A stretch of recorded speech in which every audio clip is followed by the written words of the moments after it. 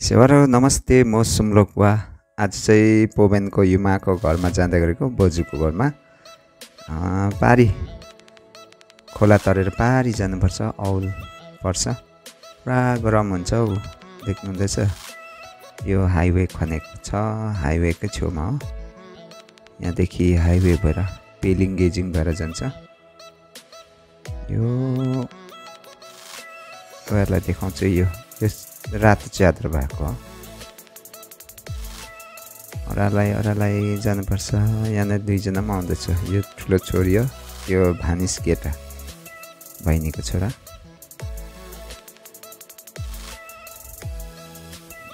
ओह्रालो भएर जानुपर्छ हाइवे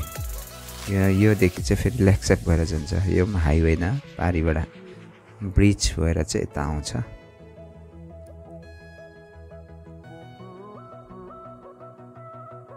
एनएस10 यो यहाँबाट चाहिँ लेक्सेप जान्छ पारी भयो भने चाहिँ गेजिङ पेलिङ भएर जान्छ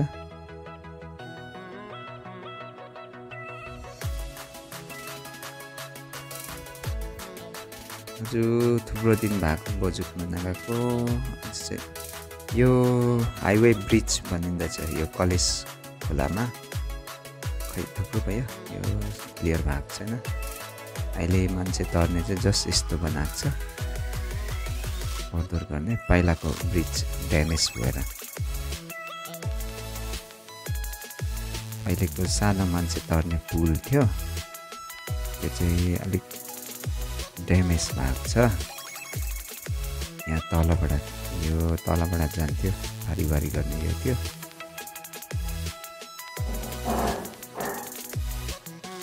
यहाँ मेरो भाइले एउटा बाइक राखेको छ त्यो बाइक चाहिँ आज जस्ट ट्राई गरौँ भन्दैछु म भर्खर ल्याएको जस्तै बाइक आज म पनि ट्राई गर्ने वालामा छु चाबी लिएर आउनु भनिरहेको छु भाइलाई यहाँ मुनि घरबाट के मुनि हो घर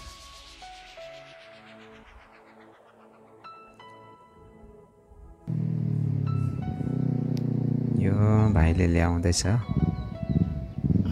भाइले कुदाएर ल्यायो अब मेरो ट्रन आउँछ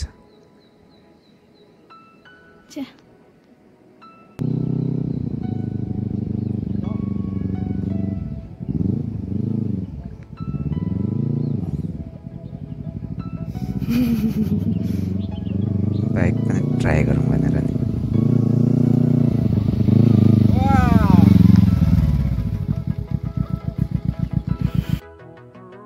चाहिँ बोजू आलु खाँदै रहेछ हामी पुग्यौँ बोजूको घरमा मेरो आमा एकछिन बस्दैन पौराखी छ के रोपी बस्छ यो हाम्रो पुरानो घर यो पहिलेको पापा हुँदै बनाएको यहाँ पुरा गरम हुन्छ समरमा त एकदमै गरम खोला नजिकै पर्छ यहाँ मुनि हो खोला यो खोला यहाँबाट पनि एउटा खोला गएको रोड छ सानो रोड पनि थियो अहिले अस्ति खोलाले ड्यामेज गर्यो यहाँ हाम्रो घरमाथि यहाँ चाहिँ हाम्रो जमिनमा प्लान्ट राखेको छ अस्ति धेरै महिना रोकिएर फेरि अहिले भर्खर स्टार्ट गर्दै रहेछ चाहिँ गिटी कुट्ने अलपत्र कुट्ने अब हामी चाहिँ फर्केको यो बाटोबाट यो प्लान्टको मुनि चाहिँ मान्छे तर्ने बनाएको रहेछ अहिले त खोला सानो छ यसो तरिहालिन्छ यस्तो छ सानो छ पछि बर्खामा चाहिँ एकदमै ठुलो हुन्छ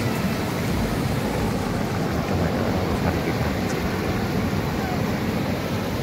पानी पनि पर्न आँटिसक्यो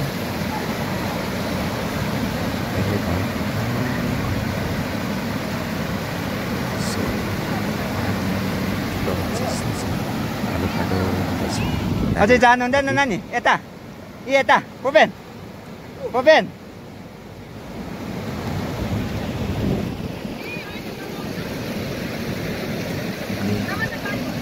फेसबुकमा हेर्दै हुनुहुन्छ भने फलो गर्नुहोस् है जानु हुँदैन मेरो गाउँ भन्ने युट्युब च्यानल पनि छ त्यसलाई पनि सब्सक्राइब गरिदिनु होला किनभने हावा चल्न थाल्यो पानी पनि अलिअलि पर्न थाल्यो चलेको तपाईँहरूलाई आज यति देखाएँ। कुनै भिडियोमा फेरि भेटौँला। फलो गर्दै गर्नु होला है।